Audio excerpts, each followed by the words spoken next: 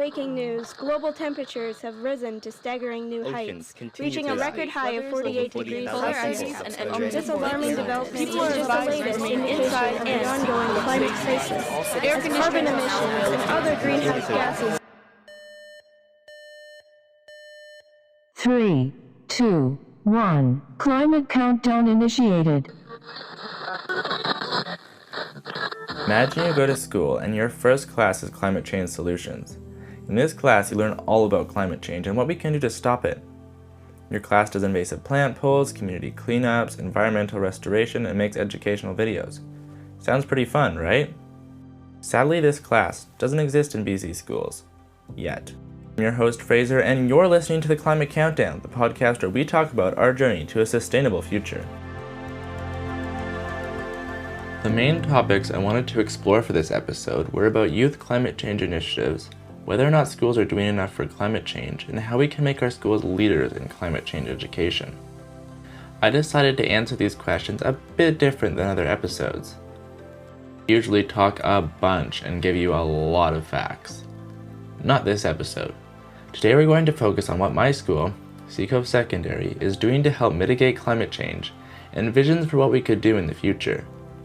We're going to explore this topic in the form of conversational interviews with some of my friends and teachers. Let's jump right in. Hi Chloe, Miss Kadi, and Miss Nicholson. Welcome to the Climate Countdown. Thank you so much for being here. Thank you for having me. Thank you for having me, Fraser. Let's jump right into our discussion. So, could you tell me a bit about any climate change initiatives that you know about at Seacove? Well, at Seacove, we have a lovely club called the Green Club, or CISA, which is Seacove Sustainability Association. And we have like a few projects going where we really promote recycling. We promote forest cleanups and things like that to reduce our impact on the environment. Something that we're recently starting is a pollinator garden. So we are kind of investing in native plants and planting them in the planters out front to encourage like pollinators, which I think will be a really good project. I'm looking forward to seeing how that turns out. I've seen that there's some plants there, and that's looking awesome. And could you tell me a bit about what CISA is doing to help mitigate climate change and encourage sustainability? I think CISA is more about encouraging sustainability. So what we've done to do that is we've done like forest cleanups, and we also did a clothing swap. So it encouraged people to not buy clothes because they were free, but to get clothes that were secondhand and not buy them from, say, companies or especially fast fashion companies. But I think it's very important for people to be more sustainable and aware of how to be sustainable. So. And now let's add Miss Nicholson, another teacher at Seacove and teacher sponsor of Green Club, into the conversation. The next topic is, do you think schools are doing enough to help mitigate climate change? Absolutely not. It drives me nuts actually thinking about it. I, like many people, think that climate change is possibly the most pressing issue facing humanity right now, or at least one of them. It should be at the forefront of our consciousness, and we should be doing a heck of a lot more as a society, as a species, to be dealing with this than we are. Change is infuriatingly slow, and schools are behind. I think there's not nearly enough focus in schools on facts and initiatives and just general discussion, acknowledgement, and working with the concept of climate change. Yeah, I agree 100%. Yeah. Yeah, it should be far more of a focus than it is right now. And it's disappointing. I also think this was something that was brought more to my attention during that climate conference that I went to last year. And it really made sense and resonated with me, is that by sort of skirting around the issue, barely touching on it, especially in the secondary years, or ignoring it, that we are doing virtually nothing to counteract, I think, what is a very real and even measurable mental health impact on many people, most people perhaps, which is, there's terms for this that I was introduced to last year: climate anxiety and climate grief, which I think a lot of people who are knowledgeable about the subject experience, and that's a paralyzing force that creates apathy. People feel they can't do anything. Their one little contribution is going to be nothing. So why bother? It's too much effort. It's too stressful and depressing to think about. Yeah. So no, not doing enough. I don't really think schools are helping out enough. I think the clubs are, like with sustainable clubs, but I think like it needs to be whole schools that are actually helping out, and I think people need to be motivated to do it through like being themselves and wanting to do it rather than like having to bribe them with like prizes and other things. So I think it's definitely a complex issue because anything costs money and schools are like in generally quite underfunded. So it's kind of an additional cost, but I think that there could always be extra things happening that maybe don't cost a whole bunch of money, like recycling programs like we have, or consistent cleanups of our community, like things like that don't cost very much money, but they're still like make a big impact. Something else is like at Argyle, they have electric charging stations in their parking lot.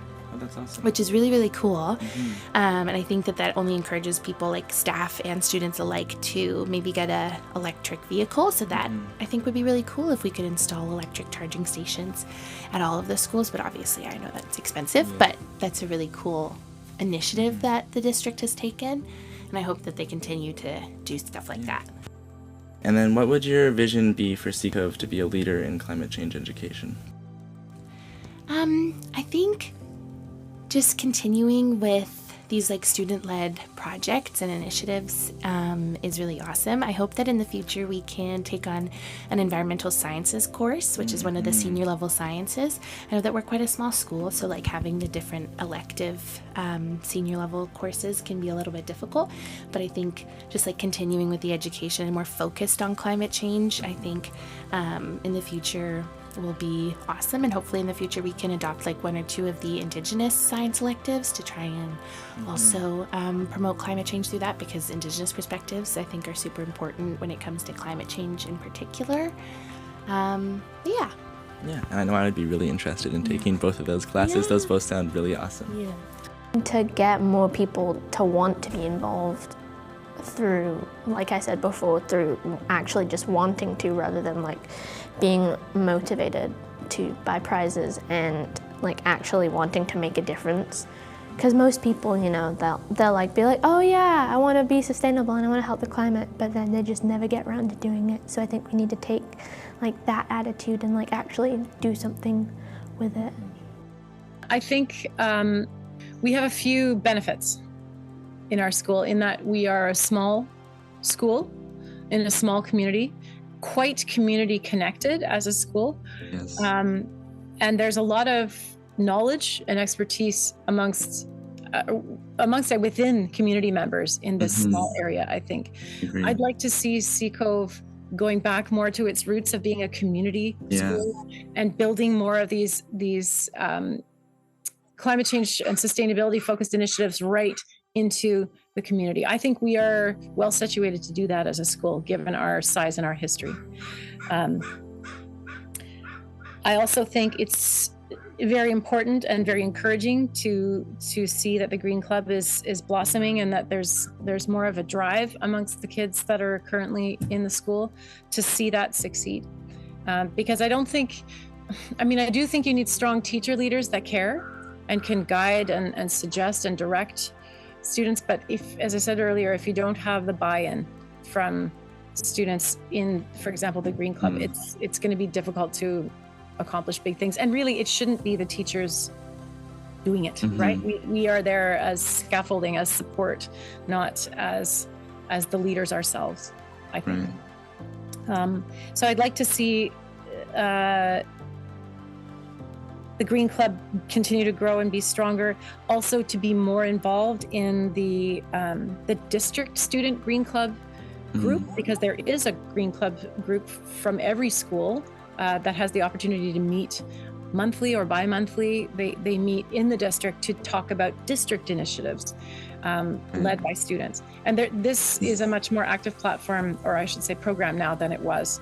We are, as teachers, are getting regular communications from I can't remember exactly what they're calling themselves, but North Van School District Climate and Sustainability Network. Like there's a group of teacher leaders as well as students in their green clubs that are putting forward initiatives that our schools are starting to connect to. Like you probably remember in April, the community cleanup is an example. CCOV was involved in that, and I'm not sure how much happened this year. A little bit happened last year, but I think it's growing.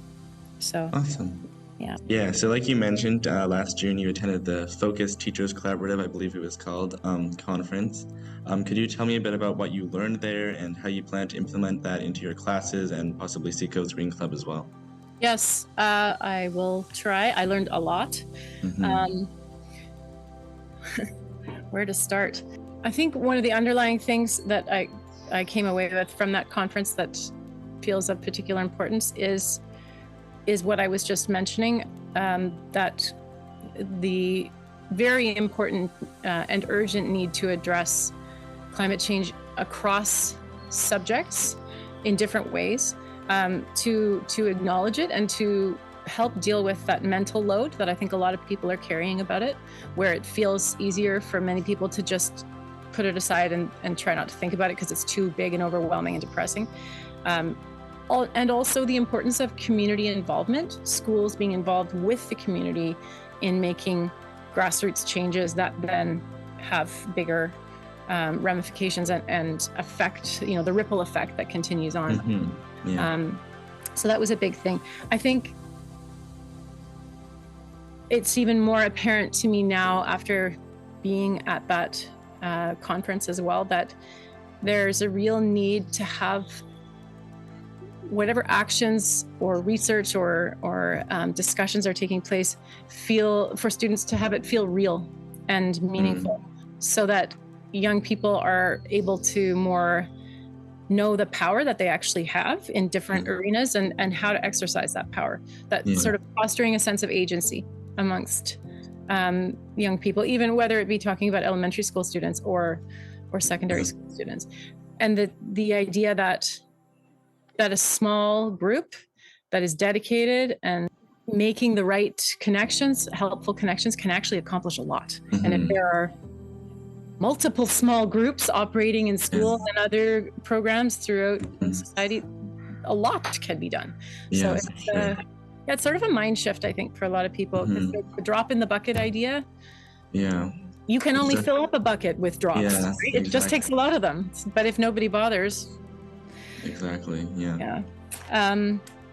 in terms of how to bring it into the Green Club and into my classes, the Green Club CISA is a golden opportunity to try and build some of these projects, get them off the ground. So community action projects, for example, like building a pollinator garden.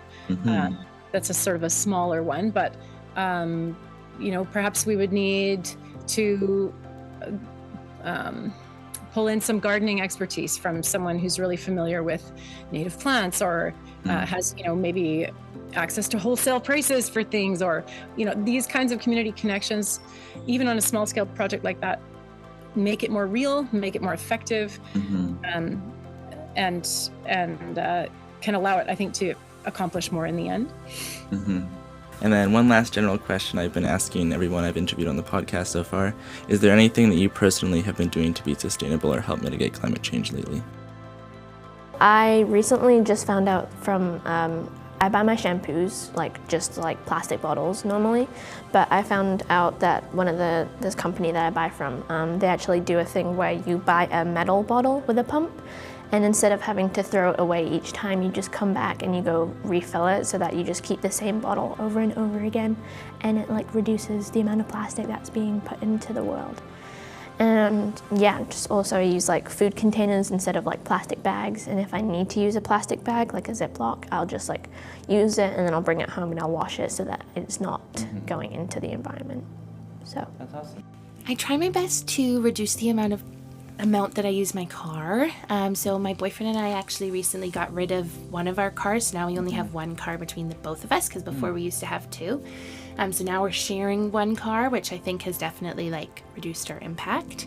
We're also working really, really hard to prevent food waste, because food waste is a huge contributor to climate change, and it's just a waste in general. So we're working really hard to prevent our food waste. And yeah. Yes, I was thinking about that question, and there is a lot, actually. Both my husband and I, and our kids to a certain extent, try to think consciously about how we're living. So, for example, we have one car. We've tried to stick to that, and haven't caved yet. I like living and working in the same community so that I can walk on days when I have, I'm organized enough to do that, to work. My kids walk to school, except in rare circumstances due to weather or whatever. We're pretty careful about our consumption, like our food choices, for example, trying to buy local, trying to buy at least some organic foods, trying to eat less meat. And we've been relatively successful, I think, with that. So conscious consumerism, or consumer choices. And for myself, individually, in the last few years, I've been, I think especially after COVID, realizing even more strongly than before the importance of land and place and nature in my life. So maximizing the wellness and mental health benefits from that by trying to enjoy it. I'm outside right now. I prefer sitting outside than inside the house on a day like this. I went for a long walk this morning because I was able to. I know not everybody can do that every morning. And I've also been learning a lot more about native plants and bird species in the last couple of years, because I have an increasing interest in that area. So looking at what I have learned now compared to what I knew 5 or even 10 years ago, I think it's quite a bit more. And I get enjoyment out of that. I hear a bird call and think, oh, I know what kind of bird that is. Or, literally looking at plants that I'm passing as I'm going for a walk, and I can name so many of them now. It pleases me that I can do that. And I think as a teacher too, I feel a sense of responsibility to try and keep pushing this idea and to do what I can to try and involve sustainability and climate issues more in schools, because, as I said earlier, I really feel that it's lacking. I think that schools, as well as families, schools are places where change is born and change is built. And if we're underestimating that, we're underestimating the influence of schools on students' future lives and the importance that I think whatever is focused on in schools, students carry that with them through their lives. So I think it's very unwise for us to not be focusing more on this topic. So I'm trying to sneak it into my teaching in any way that occurs to me. It's, I'm still learning how to do that best, and trying to make improvements here and there, but I feel it's very important. Well, thank you so much for coming on the Climate Countdown. Thank you so much for having me. Thank you, Fraser. Have a great rest of your day. Thanks, you too, Fraser. Bye. I really enjoyed getting to hear from Chloe, Miss Nicholson, and Miss Kadi, and I hope you did as well. Please consider subscribing to the podcast or sharing with a friend. You can also follow the Climate Countdown on Instagram, link in the episode description. I'm your host, Fraser, and thank you for listening to the Climate Countdown.